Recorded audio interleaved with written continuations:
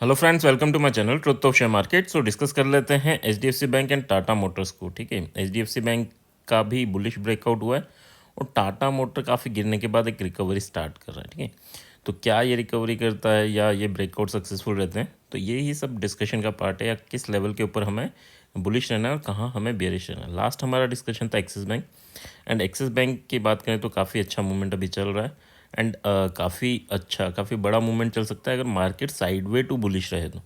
एकदम करेक्शन आए उसकी बात अलग है, अदरवाइज साइडवे भी मार्केट रहेगा तो भी एक्सिस बैंक में ये मोमेंटम चलता रहेगा। ठीक है, चलो अब डिस्कस कर लेते हैं। First of all this video is only for education purpose. यहाँ मेरा Telegram link and WhatsApp number के मैंने, सो प्लीज़ ज्वाइन कर लें। स्टार्ट करते हैं विद एचडीएफसी बैंक।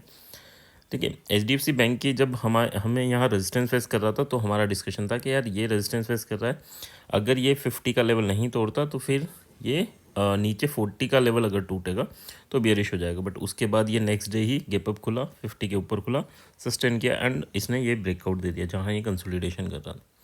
आज इसने रिटेस्ट कर लिया। तो अब कल के लिए क्या लेवल है, देखो कल के लिए पहली बात तो ये है कि कोई अगर बुलिश है तो वो इस कैंडल के लो को ऐसे लेके चल सकता है।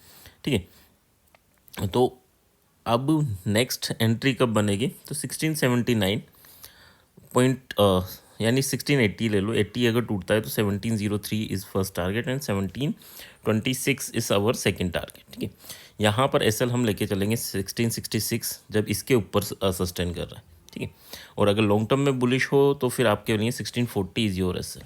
ठीक है, 1640 इज़ योर एसएल, चलने दो फिर इसे ऊपर। नेक्स्ट अगर बियरिश कब होना है, तो अभी थोड़ा सा बियरिशनेस आपको देखने को मिलेगी कि 1657 का लेवल टूटता है तो कोशिश करेगा ये 1633 पे दोबारा रिटेस्ट करने का, और 33 टूटता है तो फिर तो मेजर आपको बियरिशनेस दिखेगी 1604। अभी ब्रेकआउट हुआ है तो जब ब्रेकआउट हुआ है तो हम बुलिश हैं, वापस आ जाएगा तो हम बियरिश हो जाएंगे, यानी मार्केट के हिसाब से हम चेंज कर लेंगे अपने आप को, है ना। यहाँ S L is your closing point. Closing point आप एस एल लेके चलोगे, ऊपर ब्रेकआउट हो नीचे ब्रेकआउट हो, ये रिटेस्ट करके नीचे आ रहा है उस पर नहीं बाय बाय करना। पहला ये होता है कि अगर यहाँ खुला तो नीचे आएगा, ठीक है, फिर ऊपर जाएगा। तो यहाँ खुले नीचे आए तो जहाँ क्लोजिंग हुई है that is over buying point. ठीक है, यहाँ खुले तो उस टाइम पे हमें कुछ नहीं करना, वेट करना है यहाँ आने का, है ना। तो ये हमारा बाइंग पॉइंट होगा। और अगर मान लो इसके ऊपर खुल जाए, बड़ा गैप अप हो जाए, तो फिर हमें यहाँ एंट्री मिलेगी। यहाँ एंट्री नहीं मिली, बस खुलते ये चीज़ों को मैं थोड़ा सुधार कर लो कि गैप अप हुआ तो हम बुलिश हो जाते हैं, गैप डाउन हुआ तो बियरिश हो जाता है। ठीक है, तो गैप डाउन हो तो हमें वेट करना है बियरिश होने से पहले कि वापस उस लेवल्स को रीटेस्ट करें। गैप अप हो तो हमें वेट करना है कि जो नेक्स्ट लेवल है, नेक्स्ट लेवल कौन से, जैसे यहाँ खुलता है तो ये नेक्स्ट है, यहाँ खुलता है तो ये नेक्स्ट है ना, एंड यहाँ खुलता है तो फिर हमारी closing point is our next point. So bullish कब होना है, बियरिश कब होना है, ये क्लियर है हमें इन एचडीएफसी बैंक।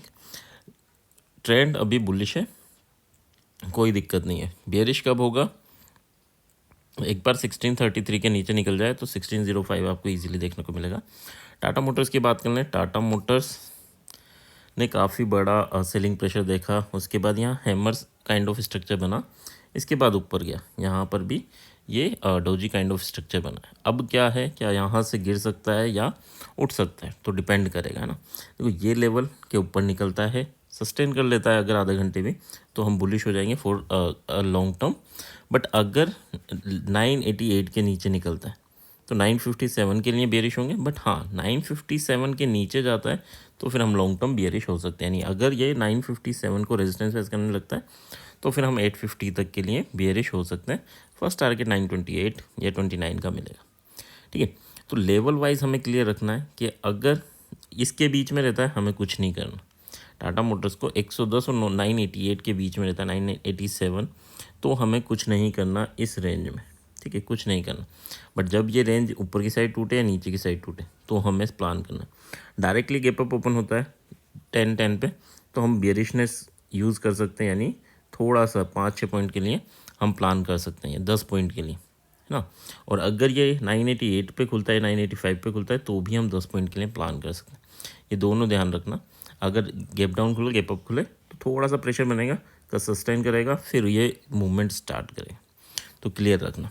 ठीक है, सो लेवल 988 काफ़ी स्ट्रॉन्ग लेवल है और 957 is our second strong level. यहाँ सपोर्ट ले लेगा तो ये रिकवर कर जाएगा within a month. But हाँ, अगर नहीं रिकवर करता, ये सेलिंग प्रेशर ऊपर गया फिर नीचे आएगा, तो सेलिंग 928 तक एटलीस्ट इस बार जाएगी। सो टाटा मोटर्स लेवल वाइज आपको ट्रेड करना है, लेवल टू लेवल, ठीक है।